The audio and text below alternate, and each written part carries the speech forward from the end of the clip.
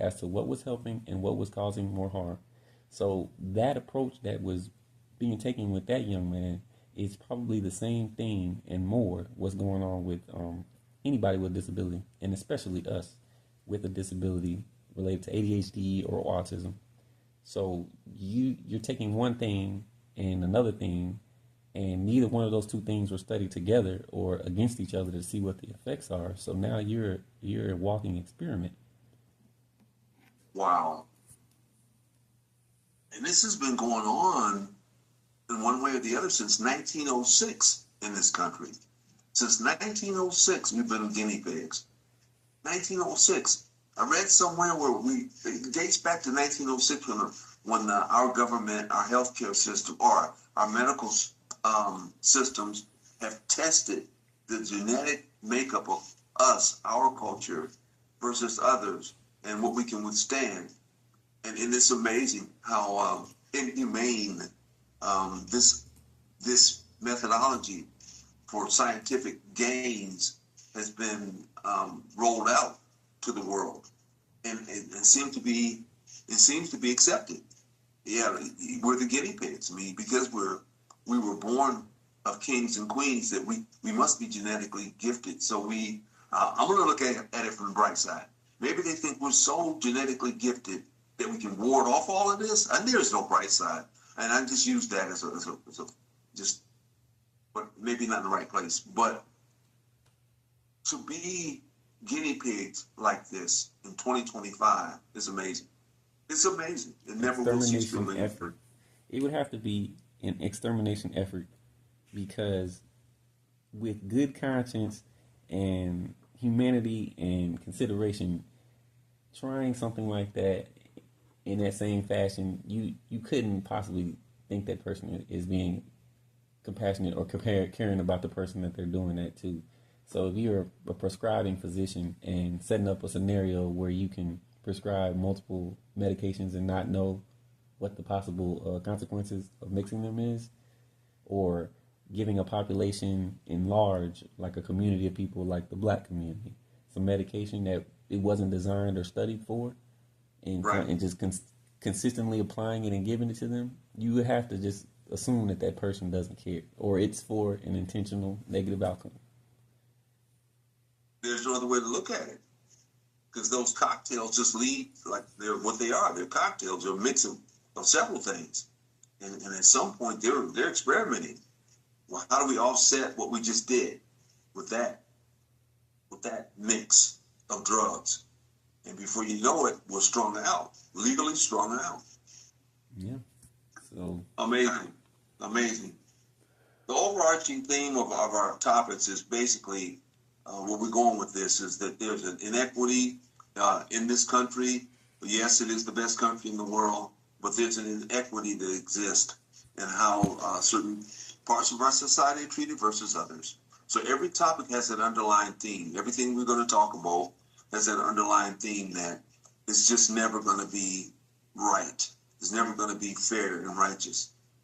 So, in addition to the youth that impacts it and are constantly included across these topics, there's a reoccurring theme, and that vulnerable population within our community makes everything that we talk about that much more significant, because that is the community going forward. Yes.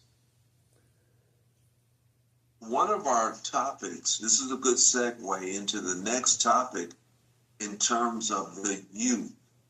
And with the Jeffrey Epstein situation, with the Israeli, he wasn't a diplomat, but he was the National Cyber Directorate of Israel. Tom Artyom Alexandrovich, 38 years old, was caught in Vegas. He was here for some sort of summit for cyber summit, and he pretty much was trapped in a sting where he solicited sex, and they caught him, of a 15-year-old. He thought it was a 15-year-old girl, whereas it was a plant by the FBI there. And the overwhelming number of kids that are being impacted by not only meds but sex trafficking. I mean, this crosses all demographics.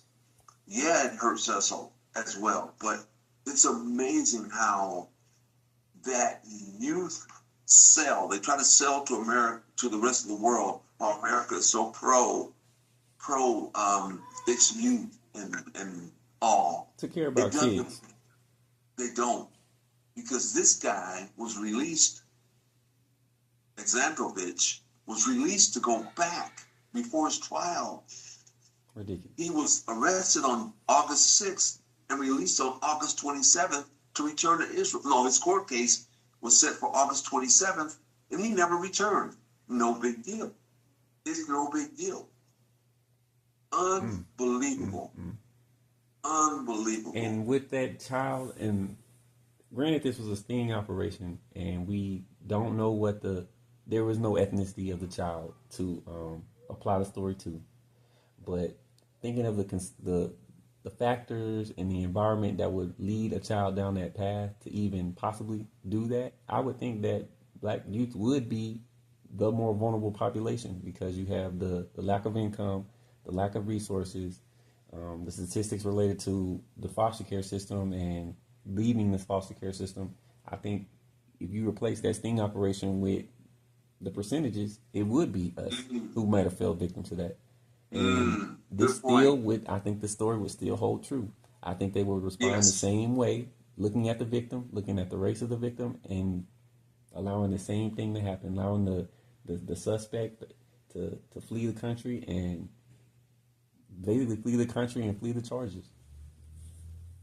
Yes. Amazing. Sad. So as we trust this holier than thou judicial system or government of ours, which is, again, we live in the best country in the world, we get that. But there's something warped in the inhumanity of drugging our kids, of molesting our kids, that is almost historic within our country. And it's unbelievable. It's hard to wrap your head around how we have to live in a country where the image of our country that we're trying to project or portray is that of we really care about our kids. With the recent pretty much squashing of our healthcare system that would impact minority children the most, that if that doesn't send the message back to the rest of the world, I don't know what I'm missing. D, I'm missing something. Yep.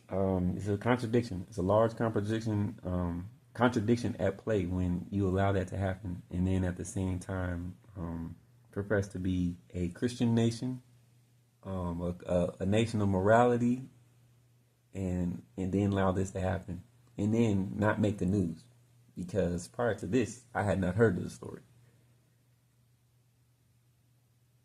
Exactly. These are good points that we're bringing up. Neither story made mainstream news. Or if it did, it was really, it was zoomed through.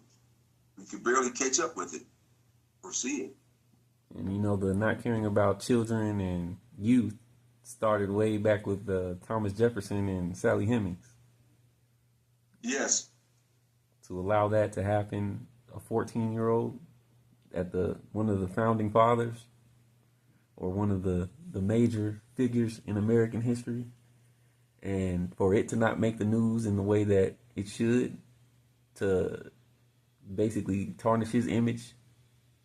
He's still in good standing as far as a founding father, and can say his name in public or speak his name in a sentence without issue. But I think that's similar to this situation. It's hidden and buried, and it's involving the youth. Exactly.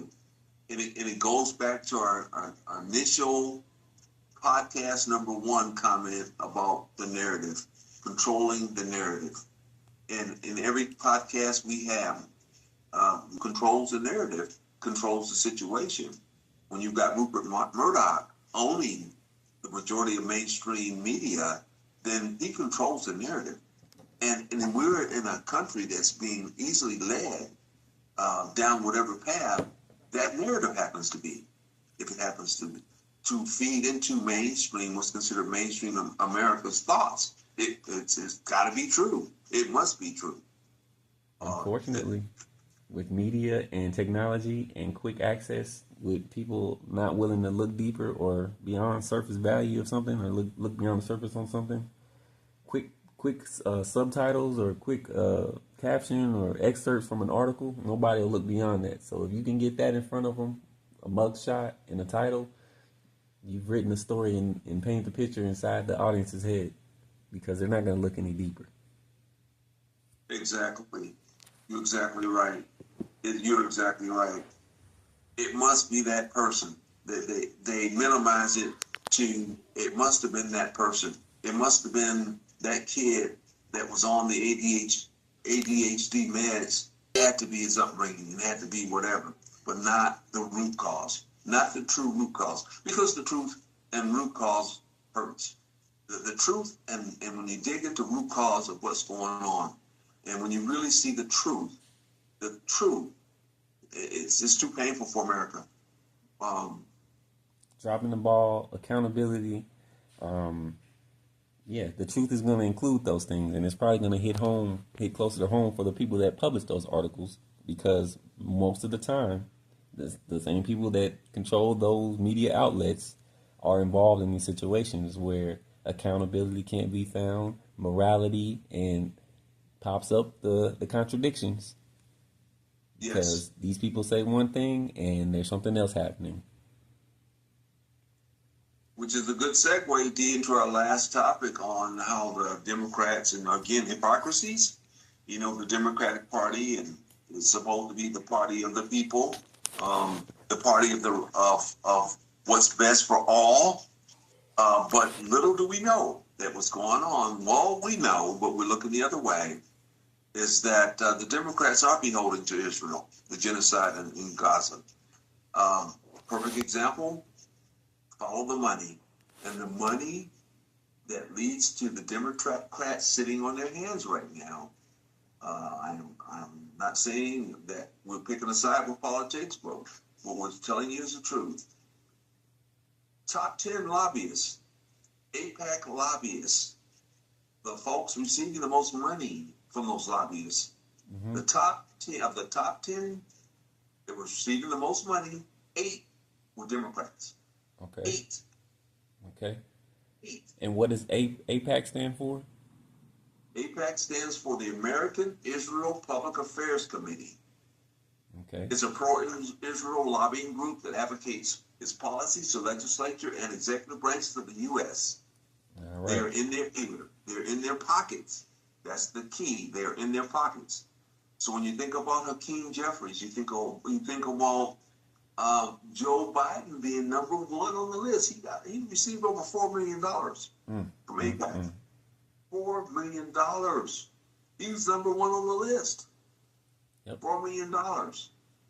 Hakeem Jeffries is on that list as well. He's the minority speaker.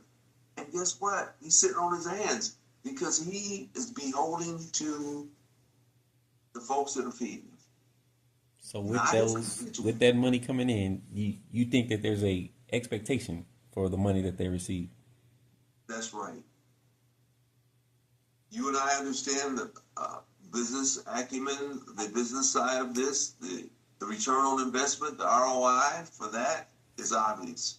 Yes, sir. $770K, Mr. Jeffries, is to keep you beholden.